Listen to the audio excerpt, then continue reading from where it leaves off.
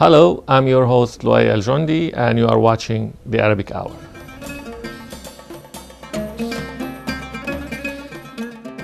On today's program, we bring you coverage of a fundraising benefit for the Maia-project. Maia means water in Arabic, to provide clean water to Children of Gaza, which took place on Sunday, April 25, 2010 at the University of Massachusetts. It is critical that we all act together to break the siege. I urge you not only to generously support the water project, which is utterly critical, but I also urge you to get in touch with our elected representatives. Please let them know the blockade is against international law. It is a war crime. It is collective punishment. Well, the situation is surely dire, but we should bear in mind that it's a little misleading to call these Israeli policies. They are U.S.-Israeli policies.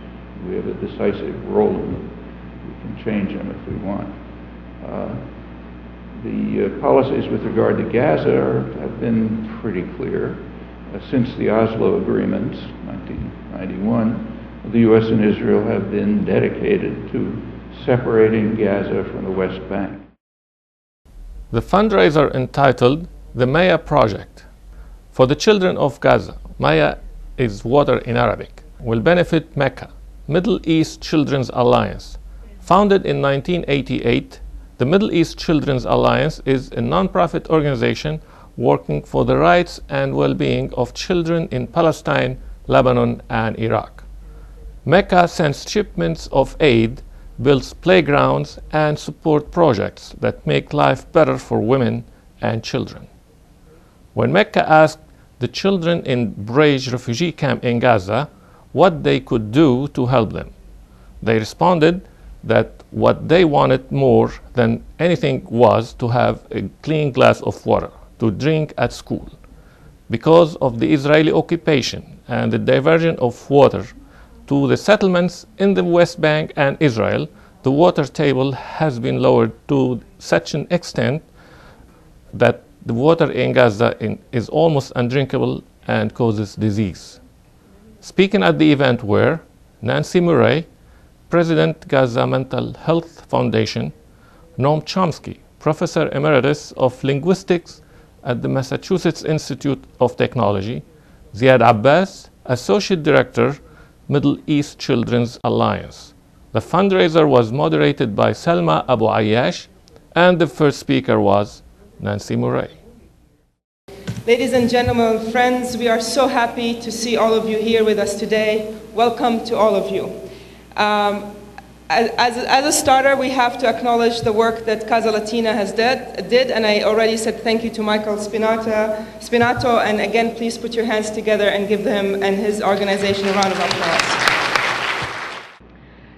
The situation in Gaza is that of an emergency, of a humanitarian crisis, of a humanitarian breakdown, of neglect, of racism, of world politics at its worst.